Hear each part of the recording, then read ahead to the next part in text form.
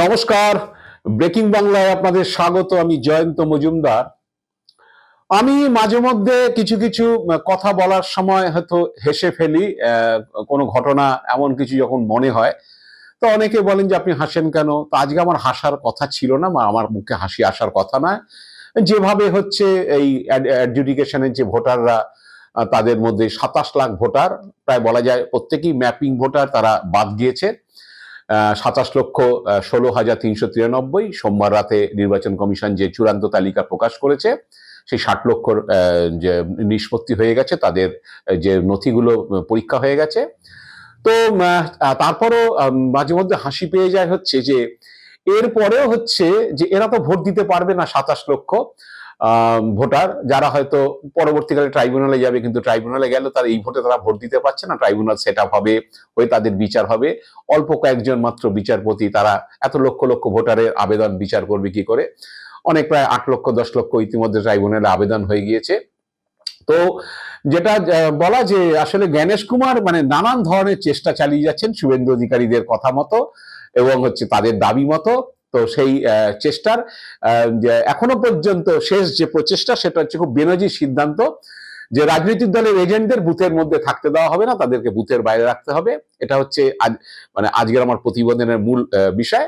এবং যেটা হচ্ছে আরো যারা পদক্ষেপ করার চেষ্টা করছে, সেটা ওই বিজেপির দাবি প্রায় বলা যায়, যদি কেন্দ্রীয় বাহিনীকে বুথের ভিতর ঢোকানো যায়। তো তার আগে আপনাদের বলে রাখি যে আপনারা আমার ভিডিও দেখছেন, আপনাদের ভালো লাগছে, প্রচুর কমেন্টস করছেন, লাইক করছেন। তো আপনাদের কাছে বলে রাখি যে যারা এখনো আমার চ্যানেলটি সাবস্ক্রাইব করেননি, তারা যদি চ্যানেলটি সাবস্ক্রাইব করেন, যে এবং তারপরে যে বেল আইকনটি প্রেস করেন এবং অল অপশনটা প্রেস করেন, তাহলে আমার ভিডিও সমস্ত নোটিফিকেশন আপনারা পেয়ে যাবেন। এবং আপনাদের কাছে অনুরোধ, যদি আপনারা আমার চ্যানেলটিকে সাবস্ক্রাইব করেন এবং হচ্ছে তাহলে কিছুটা উৎসাহিত হই ভিডিও করতে, এবং আপনাদের কাছে ভালো লাগলে ভিডিও আপনারা বন্ধু বান্ধবদের কাছে শেয়ার করবেন, এই অনুরোধ রাখছি। তো আসছি আজকে সেই প্রতিবেদনে, যে এবার হচ্ছে বেনজির সিদ্ধান্ত নিতে চলেছে। নির্বাচন কমিশনের ইতিহাসে যা হয়নি, বা নির্বাচন ইতিহাসে যা হয়নি বাংলায়, সেটা হবে।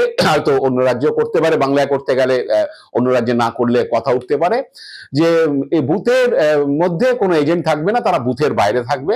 কোথায় বসবে না বসবে এখনো নোটিফিকেশন কিছু হয়নি, বা রাজনৈতিক দলদের জানানো হয়নি। কিন্তু নির্বাচনের যে রিটার্নিং অফিসার এবং হচ্ছে সহকারী রিটার্নিং অফিসার, তাদেরকে ফরমান দিয়ে দেওয়া হয়েছে, এবং তারা সেই মতো হচ্ছে প্রতিটা বুথে কোথায় এজেন্টরা বসবে তার বন্দোবস্ত করবেন।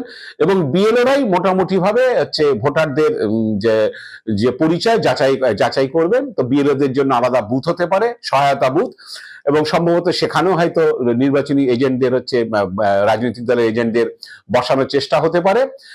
এতদিন যে বিষয়টা ছিল, এতদিন নির্বাচনের যে প্রসেসটা ছিল, তাতে হচ্ছে রাজনৈতিক দলের এজেন্টরা বা নির্দল এজেন্টরা, তারা অ্যাপয়েন্টমেন্ট লেটার নিয়ে বুথের মধ্যে আসেন, বুথে থাকেন, তাদের অ্যাপয়েন্টমেন্ট লেটার চেক করে প্রিজাইডিং অফিসার তাদেরকে বসতে দেন, এবং কোনো নির্বাচন প্রক্রিয়াটা সঠিক হচ্ছে কিনা তারা সেটা কি বলে দেখতেন বা নজরদারি করতেন।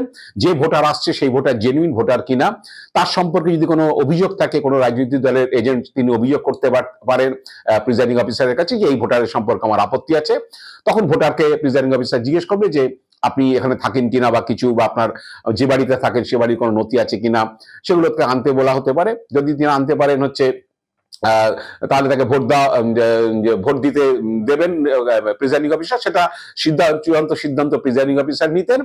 এবং যদি তিনি আনতে না পারেন, বা সত্যি সত্যি যদি ভুয়ো ভোটার হিসেবে ধরা পড়েন, প্রিজাইডিং অফিসার চাইলে বাইরে থাকা পুলিশ বা কেন্দ্রীয় বাহিনী দিয়ে তাকে গ্রেপ্তারও করে দিতে পারেন, এই ক্ষমতাও তাকে দেওয়া আছে। তো একটা ভোট কর্মীদের, নির্বাচনী এজেন্টদের সঙ্গে, মানে রাজনৈতিক দলের এজেন্টদের সঙ্গে পোলিং পার্সনদের একটা সমন্বয় থাকে। সেটা হচ্ছে যে বুথের ভিতর তারা দেখেন যে কোনো ভোটার হচ্ছে আপত্তি করছে কিনা, যে তার ভিভিপ্যাটের স্লিপে বেরোচ্ছে না, বা তিনি দেখতে পাচ্ছেন না। কোনো নির্বাচন কর্মী যারা যান, তারা কোনো ভোটারকে প্রভাবিত করছেন কিনা, এইসব বিষয়গুলো তারা নজরদারি করেন। প্লাস হচ্ছে বৈধ ভোটার ভোট দিতে আসছে কিনা, অবৈধ ভোটারকে আটকানো, বৈধ ভোটারকে হচ্ছে ভোট দিতে দেওয়া, এই বিষয়গুলোই হচ্ছে এজেন্টরা বুথের ভেতর করতেন। তো সেইটাকে বন্ধ করার একটা প্রয়াস শুরু হয়েছে, যে রাজনৈতিক দলের এজেন্টরা বুথের বাইরে থাকবে। সেখানে বিএলও যে সহায়তা ক্যাম্প করবে, বিএলও ভোটারদের যে পরিচয়পত্র বা ভোটার স্লিপ চেক করবেন, কারণ তিনি বাড়ি বাড়িতে গিয়ে স্লিপ দিয়ে আসবেন। বিএলও সব ভোটারকে চিনবেন এমন কথা নয়, কারণ তিনি পরিবারের হাতে দিয়ে আসেন। কোনো পরিবারে 5 জন ভোটার আছে, পরিবারের একজনের হাতে তাকে 5টা স্লিপ দিয়ে আসলো। তো এখন এই নির্বাচনের প্রক্রিয়াতে, এটা আমি বলছি, যখন এসআইআর প্রক্রিয়া শুরু হয় তখন শুভেন্দু অধিকারী এই দাবিটা করেছিলেন যে বুথের ভিতর তৃণমূলের এজেন্টরা খুব দাদাগিরি করে, পোলিং পার্সনদের উপর অমুক করবো, ভোটারদের প্রভাবিত করে, তাই বুথের ভিতর কোনো এজেন্ট থাকবে না তিনি বলেছিলেন। এবং সম্ভবত সেটা জ্ঞানেশ কুমারের কানেও গেছে। জ্ঞানেশ কুমার শুভেন্দু অধিকারীরা বললে জ্ঞানেশ কুমার তো সেটা লুফে নেবেন, এবং তিনি হচ্ছে সেই জন্যই ব্যবস্থা করছেন যে বুথের মধ্যে কোনো এজেন্ট থাকবে না, তারা বাইরে থাকবে, তারা বসে থাকবে জগন্নাথের মতো।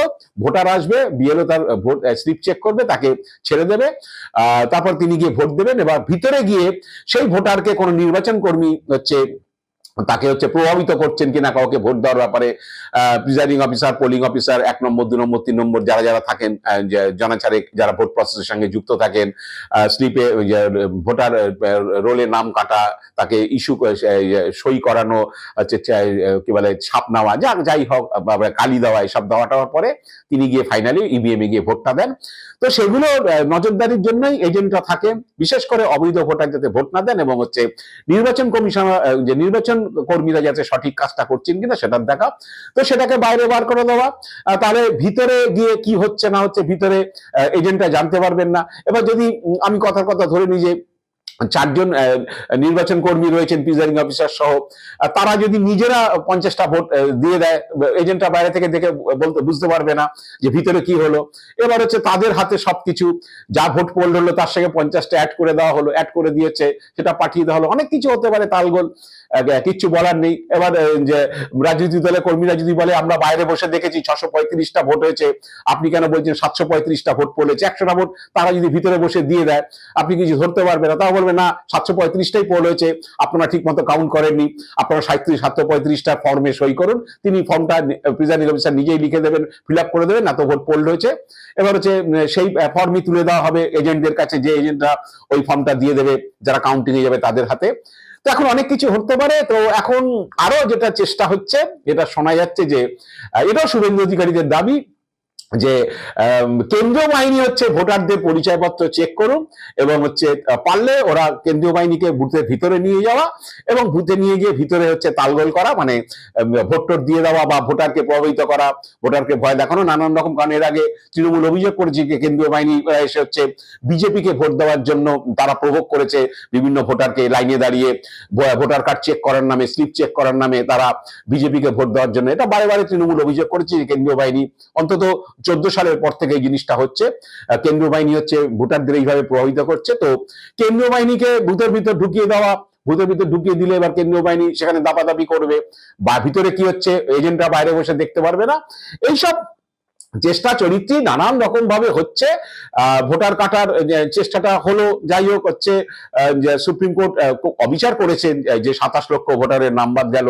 কারণ আপনারা জানেন পরিষ্কার যে যেসব বিচারপতি, প্রাক্তন বিচারপতির নাম বাদ পড়ছে, প্রাক্তন সাংসদের নাম বাদ পড়ছে, 2002 এর লিস্টে নাম ছিল, পাসপোর্ট রয়েছে, ড্রাইভিং লাইসেন্স রয়েছে, কংগ্রেস প্রার্থী হচ্ছেন, তার নাম বাদ পড়ছে।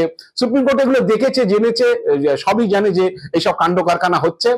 তার সত্ত্বেও হচ্ছে অ্যাডজুডিকেশনে 27 লক্ষ নাম বাদ দিয়ে দেওয়া হলো, নামের বানান ভুল, পদবীর ভুল। তো যেটা আমি বলেছিলাম, ভিডিও করেছিলাম যে মঙ্গলবার দিন যে 27 লক্ষ বাদ চলে যাচ্ছে, এরা ভোট দিতে পারবেন, এদের প্রতি অবিচার করা হয়েছে। তো সেই 27 লক্ষ 16,393 জন ফাইনালি নির্বাচন কমিশন জানিয়েছেন।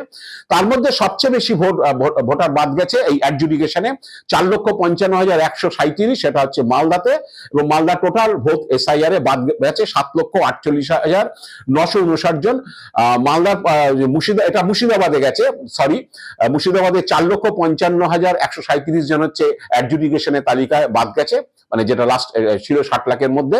এবং টোটাল বাদ গেছে মুর্শিদাবাদে 7,48,959 জন। এবং মালদাতে বাদ গেছে অ্যাডজুডিকেশনে মানে বিচারাধীন যারা ছিলেন 2,39,375 এবং টোটাল বাদ গেছে 4,59,530। সবচেয়ে বেশি ভোটার বাদ গেছে এসআইআর এ, সেটা হচ্ছে উত্তর 24 পরগনায় 12,60,096, এবং যে বিচারাধীন ভোটার বাদ গেছে সেখানে 3,25,666। যা টোটাল দেখা যাচ্ছে যে এসআইআর চালু হওয়ার পর থেকে প্রথম দফায় 58 লক্ষ, তারপরে আরো যে 5 লক্ষ সামথিং নিয়ে 63,66,952 জন, আর বিচারাধীন ভোটার যে 27,16,393 জন বাদ গেলেন, তাদের টোটাল মিলিয়ে 90,083 লাখ হচ্ছে 345 জন টোটাল, প্রায় 91 লাখের কাছে ভোটার বাদ গেলেন। তো তার মধ্যে যেটা সবাই বলছেন যে এই 27 লক্ষ এবং যে করসালিশ বেরোর পর যে 5 লক্ষ যাদের নাম এই 32 লক্ষ কাটা গেছে, এদের মধ্যে সিংহভাগটাই হচ্ছে বৈধ ভোটার, কিন্তু এরা হচ্ছে কোপে পড়ে গেলেন। কারোরই দোষ নয় এইসব নাগরিকদের, তারা হচ্ছে নিজেদের দোষ থাকলে একটা ব্যাপার ছিল। ভোটার লিস্টে 2002 সালে গন্ডগোল ছিল, প্রিন্টিং এর মিস্টেক ছিল, গন্ডগোল ছিল, নামের বানানের ভুল ছিল, বাবার পদবিতে ভুল ছিল, এইসব ছিল। তাতে তাদের লজিক্যাল ডিসক্রিপেন্সিতে ফেলা হয়েছে এবং তার ফলে তারা নথি দিলেও হচ্ছে সেই নথিগুলো ইলেকশন কমিশন নেয়নি, কারণ হচ্ছে তারা সেগুলোকে বাতিল বলে গণ্য করে দেওয়া হয়েছে। অনেকে 2002 এর তালিকায় নাম ছিল, তাদেরও বাতিল করে দেওয়া হয়েছে। বহু পরিবারে হচ্ছে বাবা ছেলের নাম আছে, মার নাম নেই, বহু জায়গাতে বাবা মার নাম আছে, ছেলের নাম নেই, এইসব হয়েছে। ভাই বোনেদের নাম আছে, বাবা মার নাম কেটে গেছে। তো ভাই বোনেরা কোথা থেকে এসছে সেটা নির্বাচন কমিশন যায় না, বাবা মার নামটা কেটে গেছে, হচ্ছে ভাই বোনেরা চলে এসছে, তাদের নাম ভোটার তালিকা উঠে গেছে, তারা বৈধ ভোটার হয়ে গেছে, বৈধ নাগরিক হয়ে গেছে। তো এখন এইসব করে টোরে যদি ইলেকশন কমিশন দেখলো যে মোটামুটি যেটা চেয়েছিল, কারণ আমি বলছি 58 লাখ ভোটার যেটা বাদ গেছিল এসআইআর প্রথম পর্বে, সেটা নিয়ে কোনো রাজনৈতিক দলের আপত্তি নেই, কারণ তারা সেই সব বিএলএ যারা এজেন্টরা ছিলেন তারা মেনে নিয়েছে। এবার হচ্ছে যে পরে যেটা হয়েছে সেটা অনেকের প্রতি অবিচার হয়েছে, এর অনেকে বৈধ ভোটাররা ম্যাপিং করা ভোটার, অ্যাডজুডিকেশনে যারা গেছে তারা ম্যাপিং এ ছিল, এই না তারা ম্যাপিং এ ছিল না, তা সত্ত্বেও তাদের নাম বাদ গেছে এবং সুপ্রিম কোর্ট তাদের প্রতি অবিচার করেছে। বলেই দিতে পারতো যে এদেরকে ভোট দেওয়া হোক, পরবর্তীকালে এরা ভোটার কিনা যাচাই হওয়ার পরে তার নাম বাদ দেওয়া যেতে পারে, কিন্তু এই ভোটটা তাদের দিতে দেওয়া হোক, কিন্তু সেটা সুপ্রিম কোর্ট করেনি। যাই হোক, হচ্ছে সুপ্রিম কোর্টের অবিচারে মানুষ হচ্ছে ক্ষুব্ধ, তারা মনে মনে ক্ষোভ প্রকাশ করছে, এখনো পর্যন্ত আউটবাস্ট হয়নি। আবার এবার শেষ চক্রান্ত চলছে এজেন্টদের বুথের বাইরে বার করে দাও। অনেক আবার বলছেন যে বিজেপি 81-82 হাজার বুথের মধ্যে 50-52 হাজার বুথে এজেন্টই দিতে পারবে না। তো বিজেপি যখন এজেন্ট দিতে পারবে না, তা বুথের ভিতর এজেন্টদের ঢুকে লাভ কি আছে? তো সেই জায়গা বিজেপির এজেন্টের কাজটা হয়তো নির্বাচন কমিশনই করে দেবে, এইসব কথাও শোনা যাচ্ছে। শুভেন্দুদের তো রিলিফ দিতে হবে, তোমার এজেন্ট নেই ভাই, চিন্তা করো না, সব এজেন্টকে আমি বার করে দিলাম, সুতরাং বুথের ভিতরে কেউ আর কিছু করতে পারবে না, সব সাফ করে দিলাম। বুথের ভিতরে নির্বাচন কর্মীরা যা করার করবে, দরকারে কেন্দ্রীয় বাহিনী ঢুকিয়ে দেওয়া হবে, তোমরা একদম চিন্তা করবে না। এই চিন্তা ভাবনা থেকেই হয়তো এই সমস্ত পদক্ষেপগুলো হচ্ছে। আমি জানি না ভবিষ্যতে গণনার দিনে হচ্ছে আবার বলে দেয় কিনা যে গণনা কেন্দ্রে কোনো কর্মী এজেন্ট থাকতে পারবে না। নির্বাচন কমিশন মেশিন থেকে যা দেখবে, যা বলবে হিসেব, তাই জানতে হবে। এইসব চক্রান্ত আছে কিনা সেগুলো ভবিষ্যৎ বলবে। আজ এ পর্যন্তই। আপনারা ভালো থাকবেন, সুস্থ থাকবেন। নমস্কার।